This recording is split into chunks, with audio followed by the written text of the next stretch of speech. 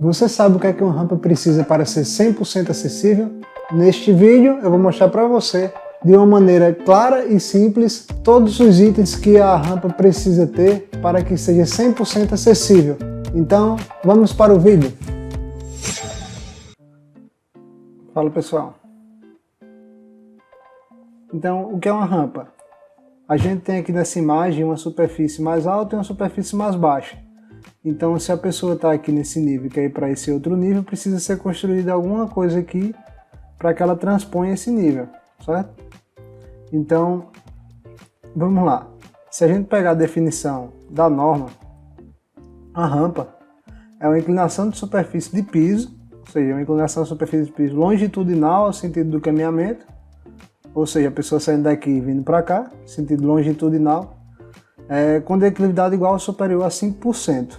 Então, se a gente tem uma declividade dessa, mas que é menor a 5%, então não se trata de uma rampa, se trata apenas de uma superfície inclinada. No nosso caso aqui, vamos considerar que ela tem mais de que 5% de inclinação, então é uma rampa, de acordo com a NBR de acessibilidade, que é a 9050. Então, para que ela seja considerada uma rampa acessível, porque uma coisa é uma rampa, outra coisa é uma rampa acessível. Para que ela seja considerada uma rampa acessível, precisa ter algumas coisas. Primeira coisa, a gente tem que atentar para a inclinação.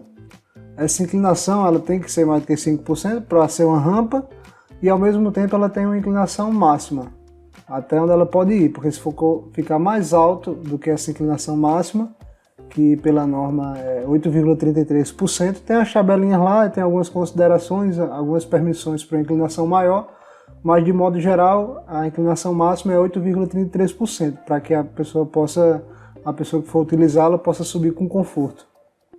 Então, para ser acessível, a superfície da rampa tem que ser também de uma superfície lisa, sem protuberâncias, sem saliências, que não vá causar dificuldade no caminhamento dessa rampa. Então vocês vão encontrar isso na norma. A parte de inclinação vai estar no item 6.6.2.1 e a parte de piso da qualidade do piso vai estar em 6.3.2, que é a parte que trata de revestimentos. Segunda coisa, piso tátil, sinalização tátil. Em rampas, a parte de sinalização tátil, quando a gente vai na NBR 9050, ela se remete a essa outra norma, que é a 16537. Ela trata só da parte de sinalização tátil. Então, nela lá no item 6.4.4 fala que em rampas a gente tem que ter um piso tátil no início da rampa, colado à rampa, ao início da inclinação, e no final dela afastado de 25 a 32 centímetros. Então, em rampas, no início ela é colada na rampa, na inclinação, no início da inclinação, e ao final ela tem um afastamentozinho, de modo que a pessoa, ao sentir essa distância até a inclinação, sabe se está na parte mais alta ou mais baixa dela. Próximo item, guia de balizamento. E guia de balizamento é uma das coisas que mais eu vejo assim no dia a dia andando na rua. É as coisas que eu mais vejo faltar em rampas. Às vezes a rampa está bem bacaninha, tem a inclinação suave, tem o corrimão, prolongamento do corrimão, só que não tem a danada da guia de balizamento. Muitas vezes o pessoal realmente esquece dela. Então a guia de balizamento ela é uma superfíciezinha lateral à rampa, que ela vai servir para o deficiente visual com a bengala de rastreamento e batendo nessa guia e se situando. Vai servir justamente para isso, como uma guia de balizamento. Ele vai se balizar através dela. E também ela serve para a pessoa em cadeira de roda, que tem a roda de trás da cadeira que é maior e a roda da frente é um pouco menor. Um pouco menor não, é bem menor, é pequenininha ela. E ela às vezes pode sair do limite da rampa, então isso daí ajuda que ela siga sempre dentro da rampa. E outra coisa, além da guia de balizamento, é a largura livre mínima, que é essa largura aqui entre a guia de balizamento, porque a largura, a que a gente considera lá a norma tem dizendo que tem que ser, nesse item aqui, 6.6.2.5, ela fala que tem que ser de 1,5, o mínimo é 1,5, em situações excepcionais se admite 1,20.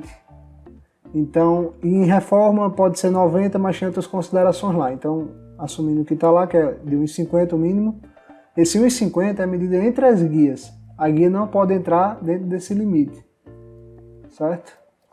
Próximo item, guarda-corpo. O guarda-corpo é um item que às vezes o pessoal coloca, mas quando coloca muitas vezes mesmo errado. Coloca com barra na horizontal. E quando é que seria necessário esse guarda-corpo na rampa?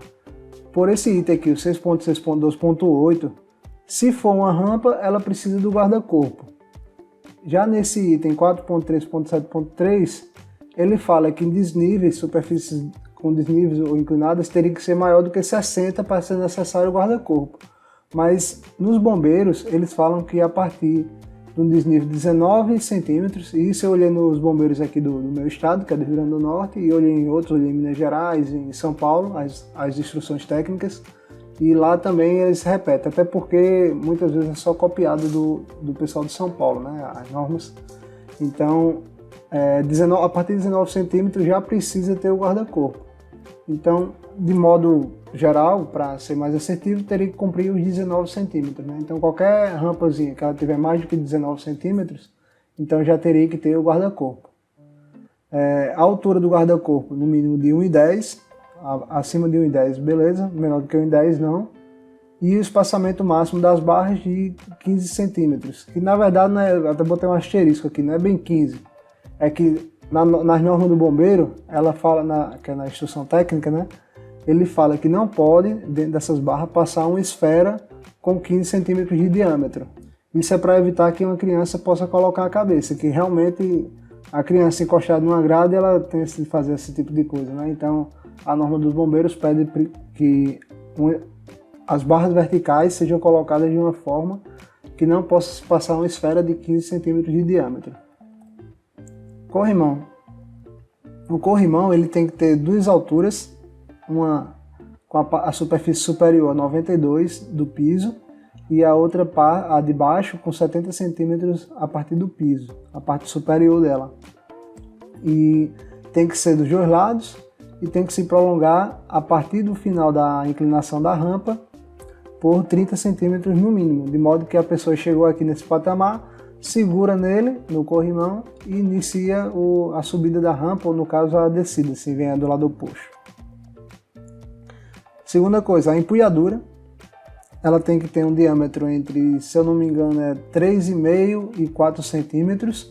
Lá nesse item aqui da norma vai falar bem direitinho, mas se não me engano é isso, entre 3,5 e 4 centímetros o diâmetro da barra, do corrimão.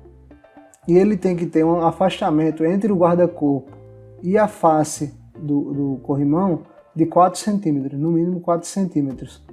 Lá nessa parte da norma 4.6.5, fala bem direitinho dessa parte de empunhadura. Então o corrimão é isso. E um detalhezinho final para o corrimão é a sinalização em braille, que ela tem que ser nas duas alturas, nos dois corrimãos, tanto no início da rampa como no final da rampa, ou seja, tanto embaixo como em cima.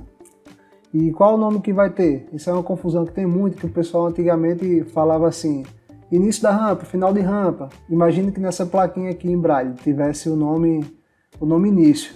E a pessoa está aqui em cima, passa o dedo aqui na plaquinha e está lá, fim. Então ela, como é que pode? Se ela está iniciando o percurso, como é que pode estar escrito aqui, fim? Teria que ser início, então entra nessa confusão. Aí o que é que acontece? Se for uma transposição de um pavimento para o outro, por exemplo, está aqui no térreo, então coloca o nome térreo. Chegou aqui, primeiro andar, aí bota primeiro andar, porque quando a pessoa que for usar a rampa e tiver deficiência visual, passar o dedo ali, vai saber aonde é que ele está. Se for o caso que não é de pavimentos, aí pode colocar o nome do ambiente, por exemplo, entrada, hall principal, ou então salão, acesso, e por aí vai. Vai colocar o nome do ambiente onde a pessoa está. Então aqui um destaque melhor, aqui está a etiquetazinha, a plaquinha em braille, né? Tanto nos dois corrimãos, tanto em cima como embaixo, dos dois lados. O guarda-corpo aqui com 1,10 de altura. Essa altura do guarda-corpo é 1,10 daqui de cima até o nível da rampa, não conta aqui da guia de balizamento não. Ela vai daqui de baixo até aqui em cima. Essa guia de balizamento, eu coloquei ela aqui no início da inclinação da rampa, mas tem uma figura na norma, em nenhum canto ela fala até onde ela tem que ir. onde é que termina, onde é que começa, mas tem uma imagem na norma que ela está nesse prolongamento do corrimão, ou seja, ela estaria passando 30 centímetros do final do início da inclinação, tanto embaixo como em cima aqui. Então aí fica a critério, né? Como não diz exatamente como é que é, qual a extensão que ela tem que ter, você pode seguir a imagem da norma e colocar até o final, ou então botar ela menor aqui, mas desde que ela esteja na inclinação toda. Pelo menos esse é o meu pensamento, né? Pode ser que você pense diferente e aí fica a critério, né, do projetista, como não está lá detalhado. Que mais? Aqui o espaçamento, muitas vezes acontece de você chegar num canto assim, ver uma rampa lá, aí a rampa tá bem bacaninha, só que o corrimão tá bem colado no guarda-corpo, então fica difícil de passar a mão por aqui, porque tem que ter 4 centímetros, muitas vezes tem menos. Tem 2, 3 centímetros, se não tiver cuidado fica menor. E acaba ficando difícil de usar a rampa, de usar o corrimão, né? Aqui o piso tátil naquela norma que eu citei, vocês vão encontrar falando sobre qual a largura que tem que ser. Na seleção do piso tátil tem 2 tipos, tráfego leve e tráfego intenso. E lá na norma explica direitinho, vocês vão ver qual é a medida que tem que ser aqui. Tanto aqui embaixo como aqui em cima.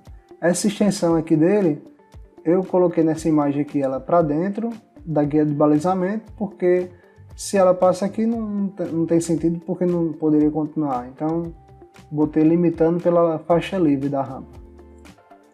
Então é isso aí. E esse vídeo aqui, o intuito era muito assim, porque muitas vezes a gente vê em planta baixa, a gente vê aquela planta baixa e não entende bem o que é cada coisa daquela, né, que está representada ali.